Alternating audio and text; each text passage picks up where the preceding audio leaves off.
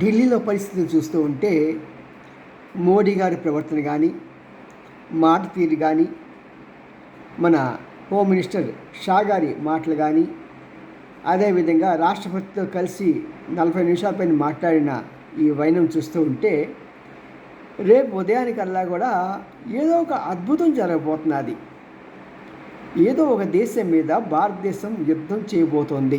Of course చాలామంది analyst చెప్పేది ఏంటంటే ఇది మన దీదివాల రాష్ట్రంలో అక్కడ రాష్ట్రపతి ఇది పెడతా అని, అది చాలా చిన్న విషయం. తమిళనాడు రాష్ట్రపతి పరిపాలన పెడతా, అది చాలా చిన్న విషయం. ఇవన్నీ కాదండి మెయిన్. ఎందుకంటే ఎంతో కాలం ఎదురు చూస్తున్న ఒక అద్భుతం జరగబోతున్నది. ఎన్నాలో వేచిన హృదయం రేపు పొద్దున్నే మనకి కనిపిస్తుంది. ఇది మన అందరికీ ఒక మంచి స్ఫూర్తినిస్తుంది. జై భారత్.